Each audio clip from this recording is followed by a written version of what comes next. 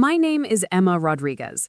I'm 26 years old, and I thought family meant supporting each other. Until I discovered my parents had been secretly draining my life savings to cover my brother's gambling debts. "Emma, you're being selfish and ungrateful," my mother Carmen screamed across our backyard barbecue as shocked relatives watched. "Tyler is family, and family comes first." She was defending the fact that they had taken $28,000 from my savings account without telling me, money I had spent 3 years carefully saving for my first house down payment. My father, Miguel, stood behind her, his arms crossed, nodding in agreement like I was the problem. The smell of carne asada filled the Arizona air, but all I could taste was betrayal. "Family first doesn't mean stealing from me to enable his addiction," I shot back, my voice shaking with anger and disbelief. That's when my brother Tyler, lounging in a patio chair like he owned the place, had the audacity to smirk and say, "You act like you actually needed that money anyway." Before we jump back in, tell us where you're tuning in from. And if this story touches you, make sure you're subscribed because tomorrow I've saved something extra special for you. I teach 4th grade at Desert Vista Elementary in Tempe, Arizona, about 20 minutes from the sprawling Scottsdale suburb where my parents Carmen and Miguel Rodriguez still live in the same 2-story house where Tyler and I grew up.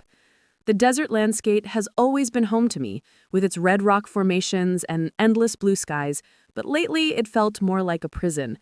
I'd been living in a modest 1-bedroom apartment in downtown Phoenix for the past 4 years, ever since I graduated from Arizona State University with my teaching degree. The apartment wasn't much, but it was mine, and every month I religiously transferred $500 from my teaching salary into a dedicated savings account labeled Dream House Fund. Teaching doesn't pay much, especially in Arizona, but I loved working with kids, and I was determined to build a stable life for myself. While my friends were spending their weekends at expensive brunches in Scottsdale or shopping at Fashion Square, I was meal prepping, buying generic groceries, and driving my reliable but aging Honda Civic that I'd had since college. I clipped coupons, waited for sales, and even picked up tutoring jobs on weekends to boost my savings.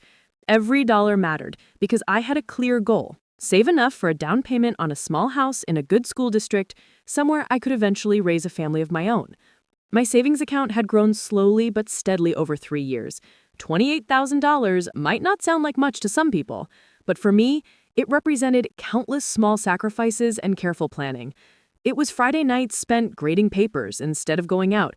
It was saying no to vacation trips with friends. It was driving across town to save $10 on groceries.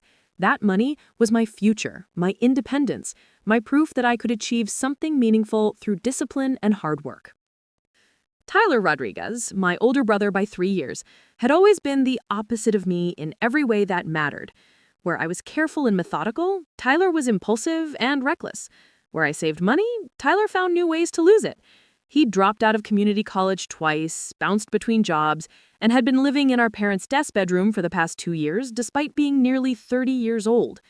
Tyler was charming, though, the kind of person who could talk his way into or out of almost anything, with an easy smile and the ability to believe his latest scheme would finally work out. His gambling had started small, or at least that's how Carmen and Miguel explained it to me when I first found out. Weekend trips to the casino with friends, a little sports betting during football season, nothing serious. But over the past year, it had escalated into something much darker. Tyler would disappear for days at a time, coming home with wild stories about big wins that never seemed to result in any actual money. He'd become secretive about his phone, always stepping outside to take calls, and I'd noticed that he'd started asking our parents for money more frequently, always with some urgent excuse about car repairs or job interviews. Carmen and Miguel Rodriguez had immigrated to Arizona from Guadalajara 30 years ago with nothing but determination and a strong work ethic. Miguel had built his auto repair shop, Rodriguez Auto Care, from a single bay operation to a successful business with 6 employees. Carmen had worked as a school secretary for 20 years before retiring to help manage the shop's books. They'd raised Tyler and me to believe in family loyalty above everything else, to understand that Rodriguez family members always supported each other no matter what. It was a beautiful sentiment that had shaped my childhood in positive ways. But lately, I was beginning to understand how that same loyalty could be twisted into something toxic. The Rodriguez family dynamic had always been complicated when it came to Tyler and me. He was the firstborn son, the one who carried the family name, the one who was supposed to take over the auto shop someday. Carmen had always been especially protective of him, making excuses for his failures and believing his promises to do better. When Tyler got suspended from high school for fighting, Carmen blamed the other kids for picking on him. When he dropped out of college the first time, she insisted he just needed to find his passion. When he couldn't hold down a job, she convinced Miguel to hire him at the shop, even though Tyler knew nothing about cars and showed up late half the time. Meanwhile, I was the responsible one, the daughter who got good grades, stayed out of trouble, and never asked for anything. Carmen and Miguel were proud of me, sure, but in the way parents are proud of a child who doesn't cause problems. Tyler got their attention and concern, while I got their expectations and assumptions that I'd always be fine on my own. It was a dynamic I'd grown up accepting, even though it stung sometimes to watch them bend over backwards for Tyler while taking my stability for granted. The first signs that something was seriously wrong came about 6 months before that disastrous barbecue. Tyler had started acting even more erratic than usual, alternating between manic highs, where he talked about big business opportunities, and crushing lows where he barely left his room. Carmen mentioned that he'd borrowed money from them several times, always promising to pay it back quickly, but the amount seemed to be getting larger. Miguel looked stressed whenever Tyler's name came up, and I'd caught them having hushed conversations that stopped when I walked into the room. Then the phone calls started. Debt collectors looking for Tyler, calling our parents' house at all hours. Carmen would hang up on them, her face pale with worry, insisting to Miguel that they just needed to give Tyler more time to figure things out. Miguel started working longer hours at the shop, taking on extra jobs, and I assumed he was just trying to grow the business. I had no idea he was actually trying to keep up with Tyler's escalating debts. The breaking point came during what was supposed to be a celebration. Our cousin Maria was getting married, and Carmen had planned a big family barbecue to celebrate her engagement. The whole extended family was there. Aunts and uncles and cousins filling our parents' backyard, the smell of Miguel's famous carne asada drawing neighbors to peek over the fence. It should have been a perfect Arizona evening, with the desert sunset painting the mountains orange and pink, mariachi music playing from Miguel's old radio, and 3 generations of Rodriguez family members catching up over Corona and fresh tortillas. I'd arrived early to help Carmen set up, bringing my famous tres leches cake and a bottle of good tequila to share. I was in an especially good mood because I just checked my savings account that morning and realized I was only $2,000 away from my goal of $30,000 for a house down payment. I'd even started looking at listings online, dreaming about finally having my own space with a small yard where I could plant a garden and maybe get a dog. Tyler showed up late, as usual, but he seemed different that day. More confident, almost cocky, wearing expensive-looking clothes I didn't recognize and flashing a new watch that must have cost more than I made in a month. When family members asked how he was doing, he talked vaguely about a big investment opportunity and how things were Preparing and narrating this story took us a lot of time, so if you are enjoying it, subscribe to our channel. It means a lot to us. Now back to the story. finally turning around for him. Carmen beamed with pride, telling everyone how Tyler was finally getting his life together, while Miguel smiled tightly and changed the subject. The conversation that changed everything started innocently enough. Our tia Rosa was asking about my plans for the future, complimenting me on how responsible and successful I'd become. I mentioned that I was close to having enough saved for a house down payment, and Rosa got excited, asking to see pictures of properties I was considering. I pulled out my phone to show her a cute 3-bedroom house in Tempe that had just come on the market, explaining how I'd been saving for 3 years to make this dream possible. That's when Tyler, who had been half listening while scrolling through his phone, looked up with that smirk I'd grown to hate. "Emma's always been good with money," he said, his tone carrying an edge I couldn't quite identify. Real good at holding on to it. Carmen shot him a warning look, but Tyler kept talking. Some people are just naturally tight with their cash, Never want to help family when they really need it. The comment stung because it was so unfair. I'd helped Tyler multiple times over the years, lending him money for car repairs, job interview clothes, even groceries when he was between jobs. I'd never gotten paid back, but I'd never asked for repayment either because I understood he was struggling. But apparently, that wasn't enough for Tyler. Apparently, my refusal to bankroll his entire lifestyle made me selfish. Rosa, sensing tension, tried to steer the conversation back to my house plans, but Tyler wasn't done. Actually, Emma, speaking of money, Mom and Dad need to talk to you about something. His tone was casual, but there was something in his eyes that made my stomach clench with dread. Carmen's face went white, and Miguel suddenly became very interested in flipping the meat on the grill. Tyler was enjoying their discomfort, I realized, which made me even more nervous about what was coming. Carmen tried to deflect, suggesting we'd talk later, but Tyler pressed on. No, we should probably clear this up now, with everyone here. Emma's been wondering where her savings went, right, Emma? The words hit me like a physical blow. Where my savings went? What was he talking about? I felt the blood drain from my face as family members around us grew quiet, sensing drama brewing. What do you mean, where my savings went? I managed to ask, my voice barely above a whisper.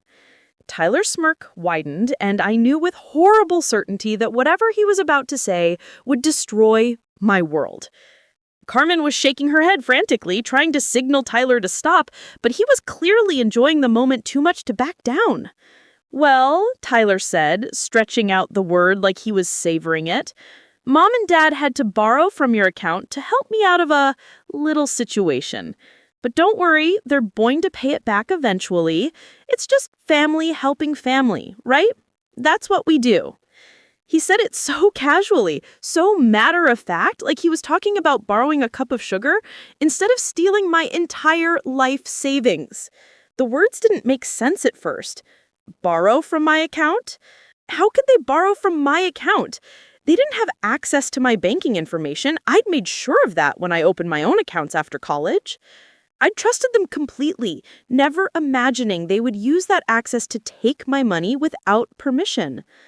How much? I heard myself ask, though I wasn't sure I wanted to know the answer. Tyler shrugged, like the amount was insignificant. 28 grand, give or take. But like I said, they'll pay it back when the shop has a good month. $28,000. My entire savings. 3 years of careful planning and sacrifice, gone in an instant, to pay for Tyler's gambling debts. The backyard had gone completely silent, except for the sound of meat sizzling on the grill and distant traffic from the street. Every family member was staring at us, and I could feel their eyes like physical weight.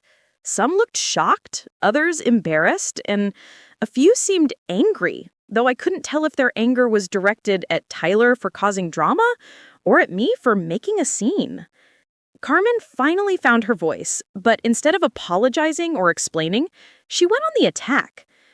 Emma, you're making this sound worse than it is. Tyler was in real trouble, serious trouble, and we had to help him. You know what those people do to families when they don't get paid. We didn't have a choice. Her voice was rising, taking on the defensive tone she always used when Tyler's behavior was questioned. You're young. You have time to save again. Tyler needed that money right now, and family comes first. Family always comes first. The phrase family comes first had been drilled into me since childhood, used to justify everything from sharing toys with Tyler to giving up my own plans to help with family events. But hearing it used to justify stealing my life savings felt like a betrayal of everything that phrase was supposed to represent. Too mean. Family was supposed to protect each other, not exploit each other. Family was supposed to ask for help, not just take what they wanted and justify it later. Miguel finally spoke up, his voice quiet but firm. Emma, mija, Tyler got involved with some very bad people. They were threatening him, threatening all of us. We couldn't go to the police, couldn't get a loan fast enough. Your savings account was the only way to protect our family. He made it sound noble, like they were heroes protecting the family from danger, rather than enablers feeding Tyler's addiction with my money. I looked around at my extended family. hoping for support, for someone to say that this was wrong, that you can't just take someone's money without permission, even if you're family. But most of them were looking away, uncomfortable with the confrontation, unwilling to get involved in family drama. A few nodded along with Carmen's justification, apparently agreeing that Tyler's immediate crisis trumped my long-term plans. That's when the full reality hit me. This wasn't just about the money, though losing my savings was devastating enough. This was about my entire family structure, about realizing that my parents saw me as a resource to be used, rather than a daughter to be respected. This was about understanding that Tyler felt entitled to my sacrifices, that he could destroy my dreams and expect me to smile and call it family love. Tyler was still smirking, clearly enjoying my shock and pain. "Don't be so dramatic, Emma. It's not like you were going to buy a house anyway. Teachers don't make enough money to afford houses in good neighborhoods. I probably saved you from making a bad investment." His casual cruelty was breathtaking, the way he could minimize my dreams while simultaneously justifying his theft. That's when something inside me snapped. All the years of being the responsible one, the reliable one, the one who never caused problems or asked for help, all of it boiled over into a rage I'd never felt before. "You stole my money," I said, my voice steadied despite the fury building inside me. "You all stole from me, and now you're trying to make me feel guilty for being upset about it." Carmen's face flushed red with anger. "Don't you dare call us thieves, Emma Rodriguez. We raised you. We fed you. We put a roof over your head for 18 years. Everything we did was to protect this family, including you. If you can't understand that, if you're going to put money before family, then maybe you're not the daughter we thought you were." The threat was clear. Accept this betrayal or lose your family. Choose money over loyalty and face the consequences. It was emotional manipulation at its finest, and for a moment I almost fell for it. The pull of family harmony, of avoiding conflict, of being the good daughter who doesn't cause problems was incredibly strong. But then I looked at Tyler's satisfied expression and Miguel's guilty face and Carmen's defensive anger, and I realized that this harmony was built on my silence about their wrongdoing. "You're right," I said, finally, surprised by how calm my voice sounded. "I'm not the daughter you thought I was. The daughter you thought I was would let you steal from her and say thank you. The daughter you thought I was would sacrifice her future so Tyler could keep gambling without consequences. But I'm not that person anymore." I grabbed my purse and headed for the gate, leaving behind the tres leches cake I'd made and the family celebration that had turned into a nightmare. Behind me, I could hear Carmen calling my name, her voice switching from anger to panic as she realized I was actually leaving. Tyler shouted something about me being dramatic, but I didn't turn around. I'd heard enough from all of them.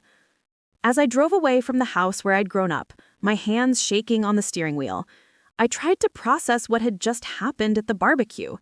The familiar streets of my childhood neighborhood looked different somehow, like I was seeing them through new eyes.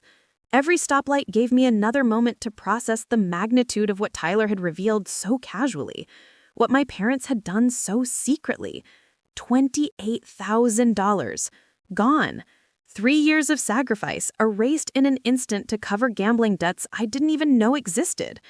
My phone buzzed constantly with calls from Carmen, text messages that alternated between angry accusations and desperate pleas for me to come home so we could talk this through like adults. Miguel sent a few texts too, shorter ones that said things like, "Please call us, mija," and "We can fix this." But it was Tyler's silence that spoke volumes. He hadn't sent a single message, hadn't tried to call, hadn't even bothered to pretend he felt bad about what he'd done. In his mind, he'd probably already moved on to whatever his next scheme would be. I finally ended up at Papago Park, sitting in my Honda Civic in the parking lot overlooking the red sandstone formations that had been my refuge since high school. This was where I used to come to study for finals, to think through college applications, to dream about my future. Now I was here trying to understand how that future had been stolen from me by the people who were supposed to protect it. The desert air was cooling as evening approached, and I rolled down my windows to let the familiar sounds of cicadas and distant traffic wash over me. The rational part of my brain kept trying to make excuses for Carmen and Miguel, to find some way this could all make sense. Maybe Tyler really had been in physical danger from loan sharks or bookies. Maybe they truly believed they were protecting the family from something worse. Maybe they had every intention of paying me back and just hadn't figured out how to tell me yet. But every excuse crumbled when I remembered Tyler's smirk, the way he'd enjoyed revealing the truth, the casual cruelty in his voice when he said I probably wouldn't have been able to afford a house anyway. I scrummoned the courage to call my bank. The automated system cheerfully informed me that my savings account balance was $247.83. $247.83. That was what remained of 3 years of careful saving, of countless small sacrifices, of my dreams of independence and home ownership. The customer service representative was sympathetic but clear. All the withdrawals had been made with proper authorization using my parents' emergency access. There had been 7 different withdrawals over the past 4 months, ranging from $2,000 to $8,000 each. The timing told its own story. This hadn't been one desperate moment when Tyler was in immediate danger. This had been a systematic draining of my account over months, with my parents making calculated decisions about how much they could take at a time without me noticing.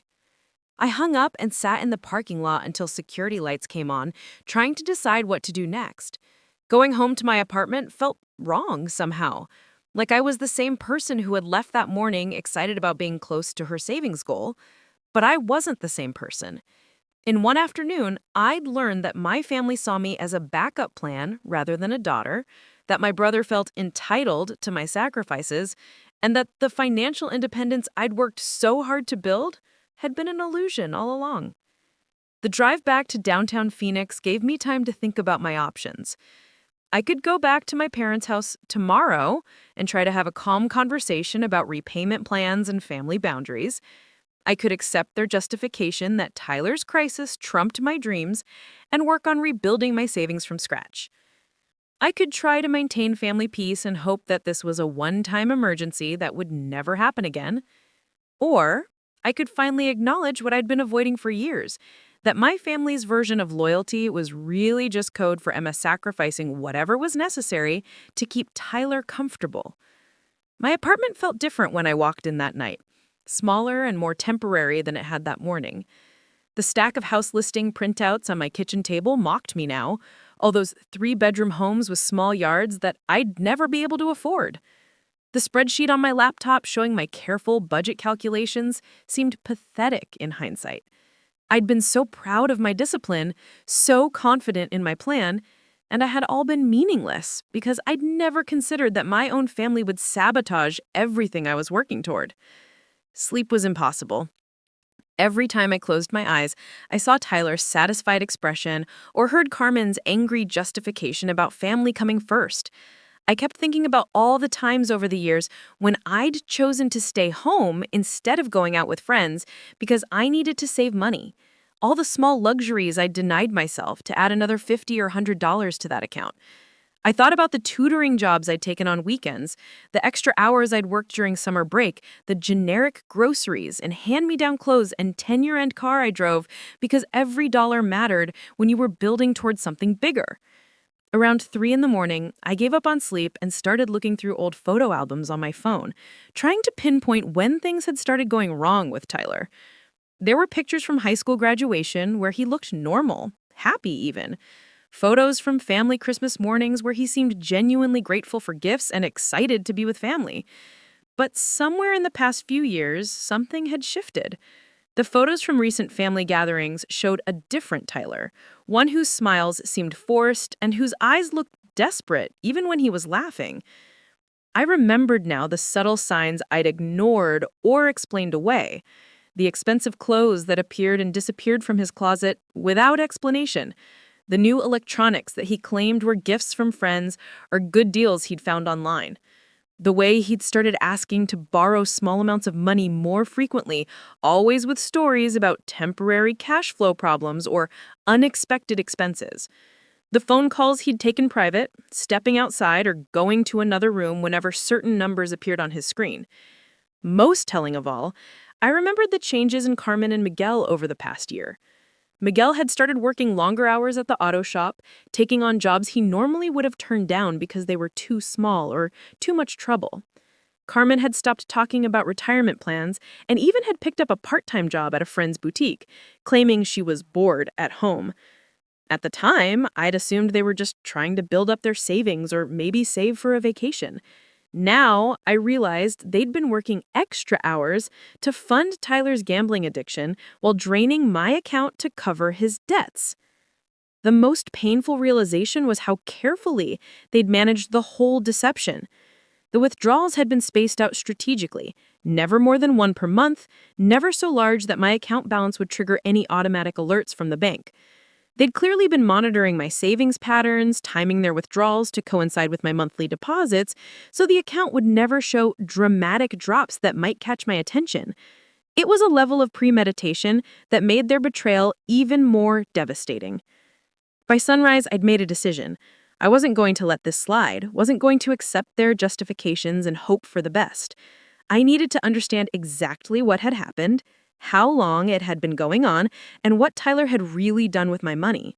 If I was going to confront them effectively, I needed information, evidence, and most importantly, I needed help from someone who could see the situation objectively. Alex Chen had been my colleague at Desert Vista Elementary for 2 years, teaching second grade down the hall from my fourth grade classroom.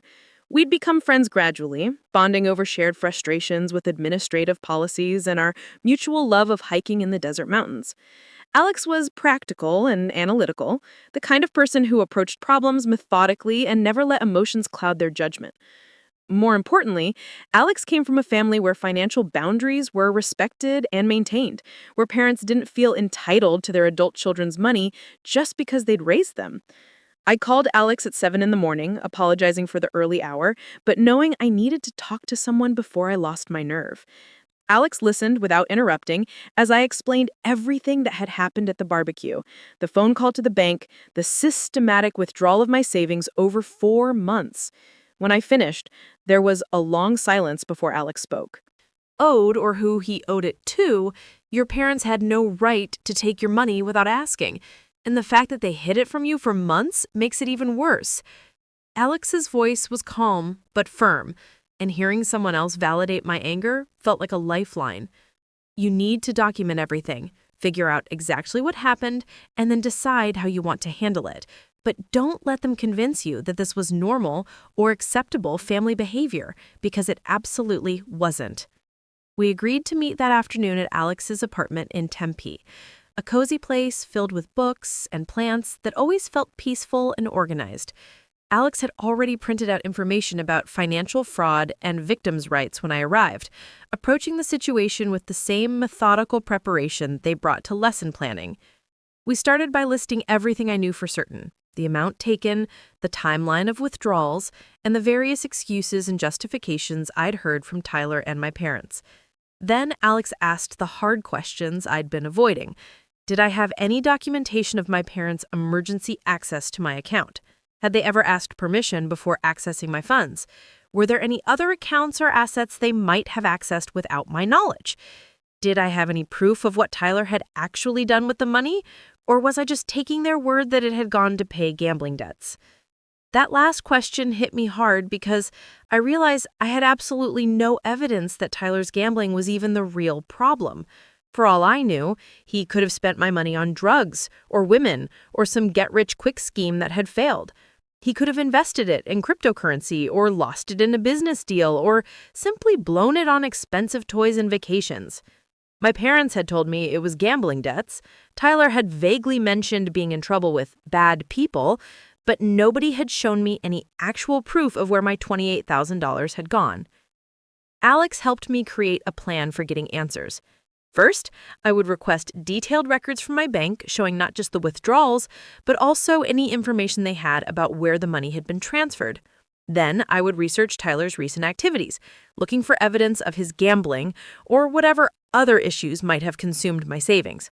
Finally, I would confront my parents with specific questions and demands, not just emotional pleas for understanding. The bank records were eye-opening in ways I hadn't expected. The money hadn't gone to one or two large payments that might suggest paying off specific debts. Instead, there were dozens of smaller transfers to various accounts and payment services, many of which I didn't recognize. Some went to what looked like online gambling sites, others to cash advance services, and several to individuals whose names meant nothing to me. It painted a picture not of a family in crisis trying to pay off threatening creditors, but of someone with a serious addiction feeding their habit over months while using my money as their personal slush fund. One transfer particularly caught my attention: $3,000 sent to something called Desert Dreams Investment Group just 2 weeks before the barbecue. When Alex and I researched the company online, we found a website full of promises about guaranteed returns on real estate investments, testimonials that looked suspiciously fake, and no actual information about who ran the company or where it was located. It had all the hallmarks of a scam, which meant Tyler hadn't just been gambling with my money. He'd been falling for get-rich-quick schemes, probably believing he could multiply my savings and pay me back with interest. The more we dug into Tyler's activities, the clearer it became that his problems went beyond occasional casino visits or sports betting. His social media showed expensive dinners at trendy restaurants, weekend trips to Las Vegas and San Diego, and photos with friends who all seemed to live well beyond their means. He'd been living like someone with a 6-figure income, while officially unemployed and living in our parents' guest bedroom. My money hadn't just been covering his debts, it had been funding an entire lifestyle built on delusions and lies. Alex helped me understand something crucial about addiction and enabling that I'd never considered before. By constantly bailing Tyler out, by making it possible for him to continue his destructive behavior without facing real consequences, Carmen and Miguel weren't helping him. They were making his addiction worse, teaching him that there would always be someone else to clean up his messes. My savings account had become part of that enabling system, a secret resource that allowed Tyler to continue making terrible decisions because he knew his family would always find a way to protect him from the results. The hardest part was accepting how long this had probably been going on without my knowledge. Alex pointed out that the emergency access to my account had been established years ago when I was young and trusting and grateful for my parents' help with banking. But that access had likely been used before this 4-month period, just in smaller amounts that I hadn't noticed. Looking back at my account history from previous years, I could see patterns of unexplained fluctuations that I'd attributed to my own poor record-keeping or forgotten transactions. Carmen and Miguel had been treating my savings account like a family emergency fund for who knows how long, taking what they needed when Tyler got into trouble and trusting that I wouldn't notice or wouldn't question them if I did. The systematic nature of the theft was almost more hurtful than the amount involved. This wasn't a desperate moment when they'd made a bad decision under pressure. This was a calculated exploitation of my trust and my financial responsibility, carried out over months or possibly years. By the end of our research session, Alex and I had created a comprehensive timeline of Tyler's spending, my parents' withdrawals, and the various lies and cover-ups that had made it all possible. The evidence was overwhelming and damning, showing a pattern of deception and financial abuse that went beyond a simple family emergency. Armed with this information, I finally felt ready to confront the people who had stolen my dreams and demanded that they treat me like the responsible adult I'd proven myself to be. But first, I needed to understand one more piece of the puzzle. How did Carmen and Miguel justify this betrayal to themselves? What had they told themselves when they decided to take my money? How had they convinced themselves that this was acceptable parental behavior? And most importantly, did they have any real plan for paying me back? Or had they just assumed I would eventually discover the theft and accept it as part of being a good daughter? The answers to those questions would determine not just whether I could forgive them, but whether I would ever want to have them in my life again. Could ever trust my family again, but whether there was any relationship worth salvaging from the wreckage of their betrayal. Tyler had shown his true colors at the barbecue, making it clear that he felt entitled to my sacrifices and had no intention of changing his behavior. But Carmen and Miguel were still claiming they'd acted out of love and family loyalty, still insisting that I should understand and forgive their actions because family always comes first. I was about to test whether that family loyalty extended to taking responsibility for their choices and making things right with their daughter, or whether it was just another manipulation tool designed to keep me compliant while they continued enabling Tyler's destruction of our family's finances and trust. Either way, the naive daughter who had trusted her parents with her bank account information was gone forever. In her place was someone who demanded honesty, accountability, and respect, even from family members who had never shown her those courtesies before. 3 days had passed since the barbecue revelation, and I'd spent every moment preparing for what would be the most difficult conversation of my life. Alex had helped me organize all the evidence into a folder that read like a crime report. Bank statements showing the systematic withdrawals, screenshots of Tyler's social media displaying his expensive lifestyle, research on the various companies and individuals who had received my money, and a detailed timeline of lies and deceptions that stretched back further than I'd initially realized. The weight of that folder in my hands represented more than just financial theft. It represented the complete destruction of the trust I'd placed in my family for 26 years. Carmen had been calling every few hours, her messages growing increasingly desperate as my silence stretched on. Her voicemails had evolved from angry demands that I stop being dramatic to tearful pleas for me to remember that family forgives family. Miguel's messages were shorter but more guilt-inducing, reminding me of all the sacrifices they'd made when I was growing up, all the love and support they'd given me over the years. The subtext was clear.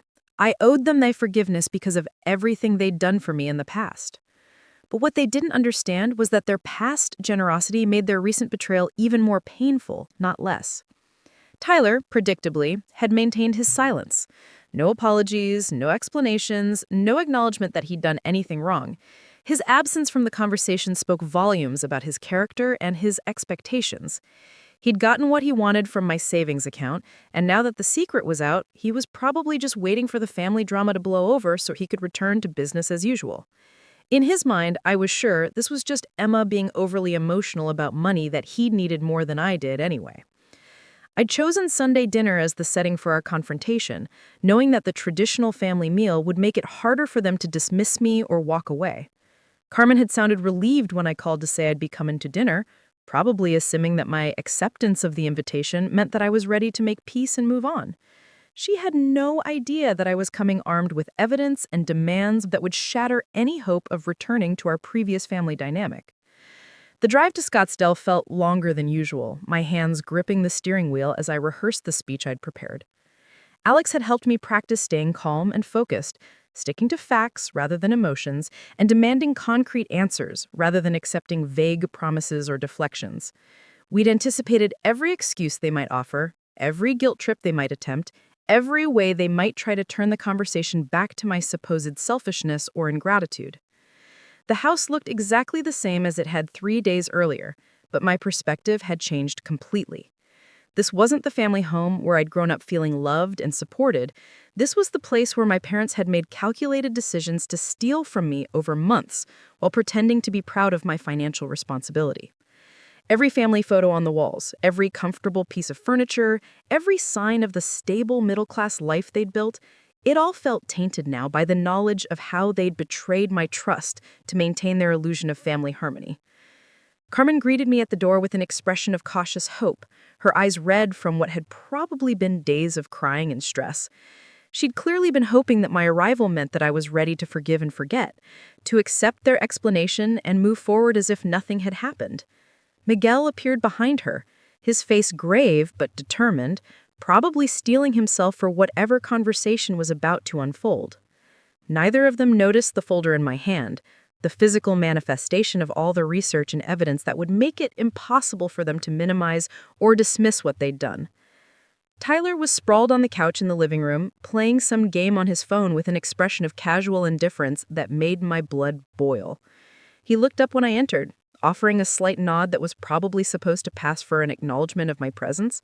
There was no shame in his eyes, no recognition that he'd done anything wrong, just the mild annoyance of someone whose gaming session was being interrupted by family drama he considered beneath his attention. Carmen had prepared all my favorite dishes, a clear attempt to recreate the warm family atmosphere that had always been our Sunday tradition. The dining room table was set with her best china and the good silverware, candles flickering in an obvious effort to create a peaceful, loving environment where difficult conversations could be resolved with understanding and forgiveness. But the careful staging just made the situation more heartbreaking, highlighting the gap between the family I thought we were and the family we actually turned out to be. I waited until we were all seated and Carmen had finished serving before I placed the folder on the table next to my plate. The simple action caused immediate tension, all three of them staring at the manila folder like it contained a bomb. Tyler's casual indifference cracked slightly, his eyes narrowing as he tried to figure out what kind of evidence I might have gathered. Carmen and Miguel exchanged worried glances, clearly recognizing that my presence at dinner didn't mean capitulation after all. "Before we eat," I said, my voice steadier than I felt, "we need to talk about what happened to my money. All of it. Not just the $28,000 Tyler mentioned at the barbecue, but everything that's been taken from my accounts over the years without my permission." I opened the folder and spread the bank statements across the table, watching their faces as they saw the detailed evidence of Systematic theft laid out in black and white. Carmen's face went pale as she recognized the scope of what I'd uncovered. These weren't just the recent withdrawals she knew about, but patterns of unauthorized access going back 3 years, small amounts here and there that had probably seemed insignificant at the time, but added up to a substantial theft over time. Miguel's hands shook as he reached for one of the statements, his eyes widening as he saw transactions he'd probably forgotten about, moments of desperation when Tyler's problems had seemed more important than my financial security. Tyler, for his part, finally put down his phone and leaned forward to look at the evidence, his expression shifting from indifference to calculation as he tried to figure out how much trouble he was actually in. But there was still no shame, no remorse, just the kind of strategic thinking that had probably gotten him into this mess in the first place. He was already trying to figure out how to minimize the damage rather than accepting responsibility for what he'd done. "Emma, mija, let us explain," Miguel started, but I held up my hand to stop him before he could launch into whatever justification they'd prepared during my 3-day absence. "No," I said firmly, "you've had months to explain. You've had years to ask permission. Instead, you chose to lie and steal and assume I'd never notice or never question you if I did. Now it's my turn to talk and your turn to listen." The authority in my voice surprised even me, but it felt right. For too long, I'd been the accommodating daughter who let family conversations be dominated by Tyler's problems and my parents' excuses. This time, I was setting the agenda. I pulled out the timeline Alex and I had created, showing not just when money had been taken, but what Tyler had been doing during those same periods. The expensive restaurants, the weekend trips, the new electronics, the risky investments and obvious scams. "This isn't the story of a family in crisis protecting themselves from dangerous creditors," I said, pointing to the evidence. "This is the story of an addict using my money to fund his lifestyle while his parents covered for him and enabled his behavior." Carmen tried to interrupt, her voice rising in the defensive tone I'd grown to hate. "Emma, you don't understand the pressure we were under. Tyler was getting threatening calls, people were coming to the shop looking for him, we were scared for our whole family's safety." But I was ready for this excuse, had prepared for exactly this kind of emotional manipulation. "Show me the threats," I said calmly. "Show me police reports. Show me evidence of actual danger. Show me anything that proves this was about family safety rather than Tyler's addiction." I pulled out screenshots of his social media from the periods when he was supposedly in danger. Images of him partying in Las Vegas, eating at expensive restaurants, living it up while claiming to be a victim of circumstances beyond his control. The silence that followed was deafening. They had no evidence because there had been no real threats, no dangerous creditors, no family crisis that justified stealing from me. There had only been Tyler's addiction and his family's willingness to sacrifice my financial security to keep him comfortable. The elaborate story about protecting the family from harm was just another lie, another layer of deception designed to make their theft seem noble rather than selfish. Tyler finally spoke, his voice carrying the kind of casual arrogance that had infuriated me at the barbecue. "Look, Emma, I'm sorry you're upset about the money, but you're acting like it's the end of the world. You're young, you have a steady job, you can save again. I was in a really bad situation and needed help fast. Family is supposed to help family when things get tough." He said it like he was being generous in acknowledging my feelings while explaining why they were unreasonable. The casual dismissal of 3 years of my life, the assumption that my dreams and sacrifices meant nothing compared to his immediate wants, it was so typical of Tyler that I almost laughed. But there was nothing funny about the way he'd stolen my future while convincing himself he was the victim in the situation. His complete lack of remorse made it clear that he'd do it again in a heartbeat if given the opportunity. Tyler, I said, my voice ice cold, you didn't need help. You needed consequences. You needed to face the results of your choices instead of having mom and dad steal from me to bail you out. And now you're sitting here acting like I should be grateful that you only took everything I'd worked for instead of asking for more? I turned to Carmen and Miguel, including them in my anger. And you two enabled every bit of it by making sure he never had to face reality. Carmen's defensive anger finally boiled over, her voice rising to the pitch she'd used when I was a teenager caught breaking curfew. Don't you dare lecture us about family responsibility, Emma Rodriguez. We raised you, we sacrificed for you, we gave you everything you needed to become successful. Now your brother needs help and you want to turn your back on him over money? Money isn't more important than family. The familiar guilt trip hit me like a physical blow, tapping into years of conditioning that had taught me to put family harmony above my own needs. For a moment, I almost wavered, almost fell back into the old pattern of accepting blame and apologizing for having feelings about being mistreated. But then I remembered Alex's words about how families that truly love you don't steal from you, and I found my strength again. You're right, I said, surprising all of them. Money isn't more important than family. That's exactly why you should have asked me instead of stealing from me. That's exactly why you should have respected me enough to let me make my own decision about helping Tyler. Instead, you treated me like a bank account rather than a daughter, and now you're trying to make me feel guilty for being hurt by your betrayal. I pulled out the most damning piece of evidence, a text message thread I'd found on Tyler's phone that he'd carelessly left open when I'd visited the house a month earlier. The messages showed him bragging to friends about having access to family money whenever he needed it, joking about his personal ATM and how his parents would always find a way to cover his losses. He was laughing about my ignorance with his gambling buddies while I worked extra hours to build my savings. This is what Tyler really thinks of the family that loves him so much. This is how he talks about the sacrifices you've made, the money you've stolen from me on his behalf. He sees all of us as marks, as resources to be exploited, and you've taught him that this attitude is acceptable by always bailing him out. Tyler's face flushed red as he saw his own words displayed as evidence, his casual arrogance finally cracking as he realized how completely he'd been exposed. But instead of showing remorse or shame, he doubled down on his selfishness. Those messages were private, Emma. You had no right to look at my phone, and you definitely have no right to use them against me now. You're really going to destroy our family over some stupid texts? The audacity was breathtaking. He'd stolen my life savings, lied about the reasons, mocked me behind my back, and now he was angry that I'd gathered evidence of his betrayal. In Tyler's world, I was the villain for exposing his behavior rather than the victim of his theft. It was a level of self-centered delusion that made it clear he would never change, never take responsibility, never become the brother I'd once believed he could be. Miguel finally found his voice, his tone heavy with the kind of paternal disappointment that had always made me desperate to earn his approval. Emma, this family is falling apart, and you're the one with the power to fix it. We made mistakes, yes, but we were trying to protect everyone. Can't you find it in your heart to forgive us and help us move forward together? The appeal to my role as family peacemaker was expertly delivered, designed to tap into every instinct that had kept me compliant for 26 years.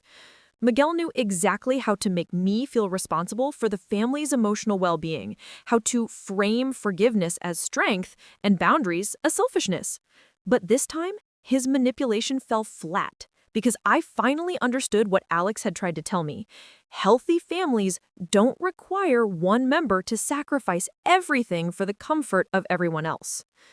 I'm not the one who broke this family, Dad, I said. using his preferred title deliberately to emphasize the relationship he was asking me to destroy with his theft. You and Mom chose to steal from me rather than help Tyler face consequences. You chose to lie to me for months rather than respect me enough to ask for help. You chose to enable Tyler's addiction rather than insist he get treatment. I'm not the one with the power to fix this because I'm not the one who broke it. I stood up from the table, the untouched dinner growing cold as the weight of broken trust settled over all of us. Here's what's going to happen, I continued, my voice steady despite the emotional hurricane inside me.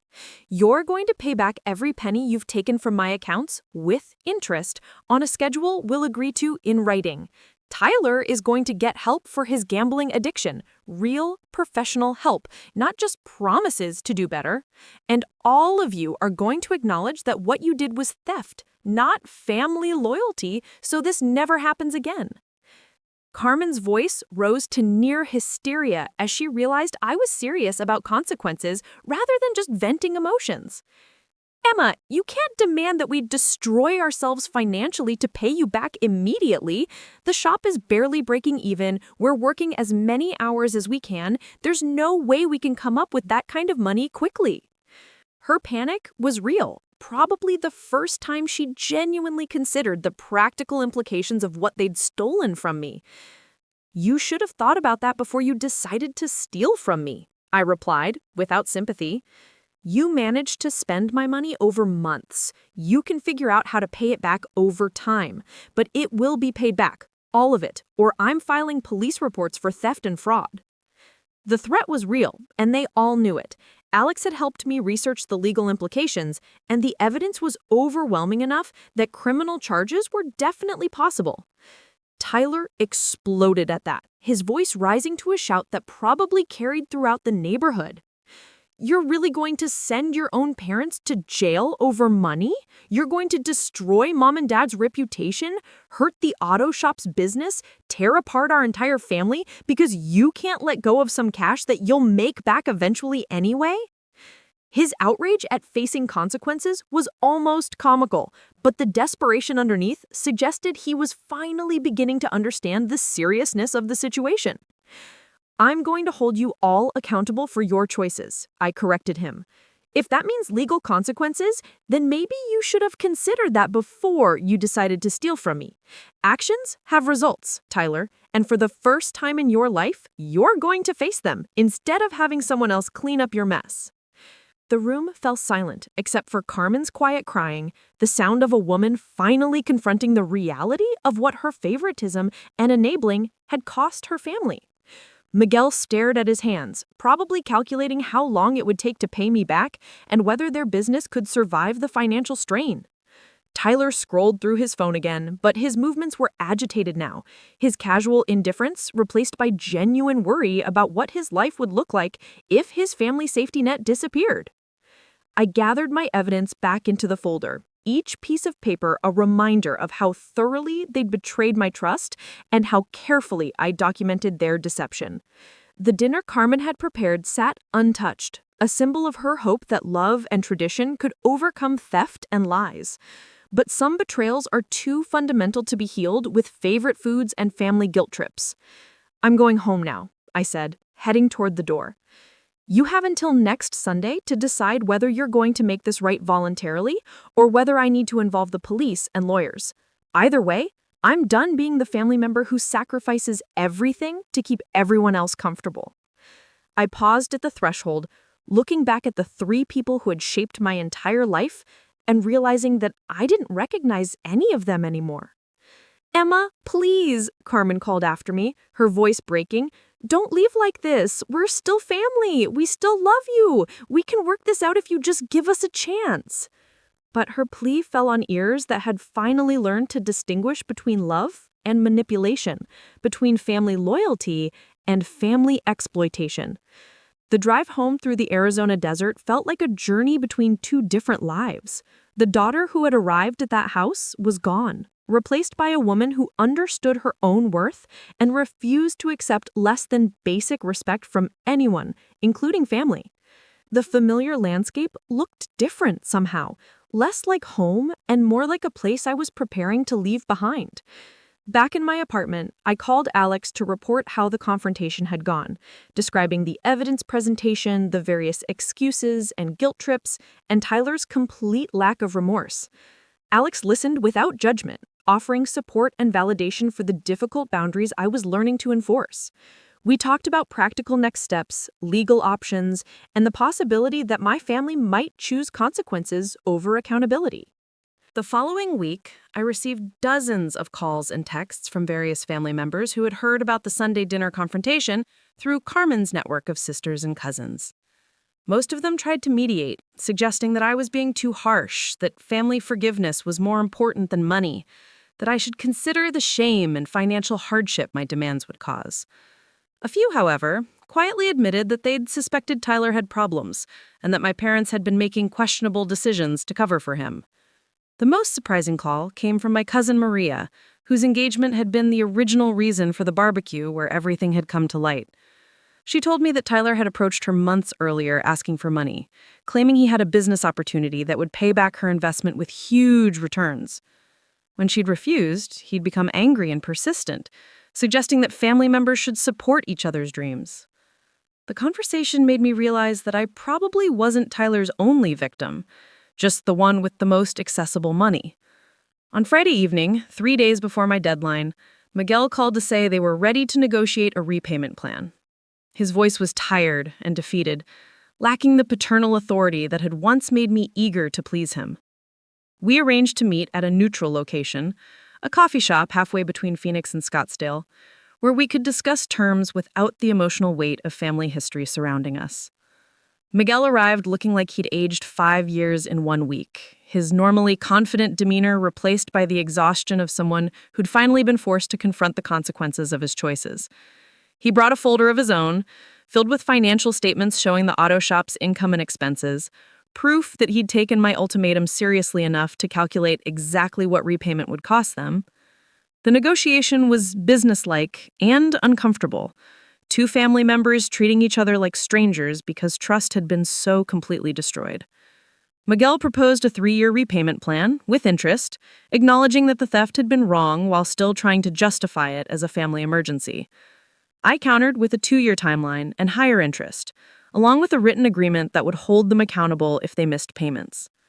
Most importantly, I insisted that Tyler enter a legitimate gambling addiction program, not just promise to do better or attend a few meetings to appease everyone.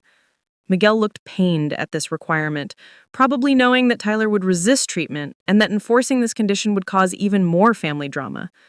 But he eventually agreed, recognizing that my forgiveness was contingent on real change rather than empty promises. The legal document we signed that evening was both an ending and a beginning.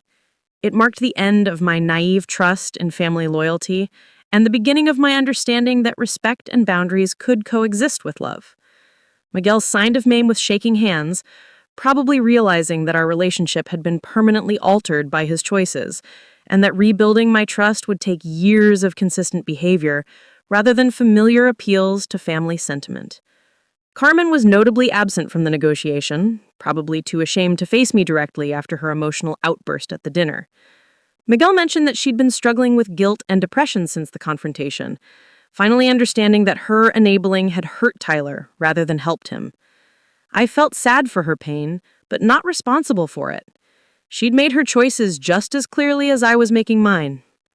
Tyler, predictably, was furious about the treatment requirement and tried to negotiate it away, suggesting that private counseling or family therapy would be more appropriate than a formal addiction program. But I held firm, knowing that without real consequences and professional help, he would simply find new ways to exploit family resources. His anger at being held accountable was just more evidence that accountability was exactly what he needed. 3 months later, I was packing boxes in my Phoenix apartment, preparing for a move to Austin, Texas, where I had accepted a position at a progressive elementary school that offered better pay and more opportunities for advancement. The move wasn't just about escaping family drama, though distance would certainly make it easier to maintain the boundaries I'd established. It was about pursuing the dreams that had been delayed by years of family crisis and financial exploitation. The repayment plan was proceeding on schedule, with Miguel making monthly deposits that slowly rebuilt my savings account. Tyler was attending his addiction program under protest, though his counselor had mentioned that he was beginning to engage with the process more seriously as he started to understand the depth of his problems. Carmen and I had begun exchanging occasional texts, tentative steps toward rebuilding a relationship that acknowledged our new boundaries. Reality. The hardest part wasn't the practical logistics of moving or starting over financially. It was learning to trust my own judgment after years of being told that my boundaries were selfish and my needs were less important than Tyler's problems. Alex had helped me find a therapist who specialized in family trauma and financial abuse, someone who could help me process the complicated grief of losing a family I'd never actually had, while building healthier relationships based on mutual respect rather than one-sided sacrifice. On my last day in Phoenix, I drove out to Papago Park one more time, sitting in the same parking spot where I'd processed the initial shock of discovering the theft. The red rocks looked the same, but my perspective had changed completely. I was no longer the naive daughter who trusted family members with bank account access, but I wasn't bitter or hardened either. I was simply someone who had learned that love without respect is manipulation, and that family loyalty has to be mutual to be meaningful. The savings account on my phone showed a balance that was growing again, money that belonged to me and could only be accessed by me. The number was smaller than it had been before the theft, but it felt more secure because it was protected by boundaries and self-respect rather than naive trust. My dreams of home ownership were delayed but not destroyed, and the house I would eventually buy would be truly mine in every sense of the word. As I drove away from the desert landscape that had been home for 26 years, I thought about the family I was leaving behind and the life I was building ahead. Tyler would either get the help he needed and become someone worth having a relationship with, or he would continue his destructive patterns without my resources to cushion his falls. Carmen and Miguel would either learn to respect the boundaries I'd established and rebuild our relationship on healthier terms, or they would continue to prioritize Tyler's comfort over my well-being and lose their daughter in the process. Either way, I was no longer responsible for managing their choices or protecting them from the consequences of their actions. The daughter who had sacrificed her dreams to keep family peace was gone, replaced by a woman who understood that the most loving thing you can do for people who exploit your kindness is to stop enabling their behavior. Family first had always meant Emma last in the Rodriguez household, but that equation had finally been balanced by someone who refused to accept less than what she deserved. The highway stretched ahead of me, leading toward a future that belonged entirely to me, funded by my own work and protected by boundaries that had been earned through painful experience. It wasn't the family story I'd wanted to write, but it was honest and authentic, in ways that our previous dynamic had never been. And for the first time in my adult life, that felt like enough.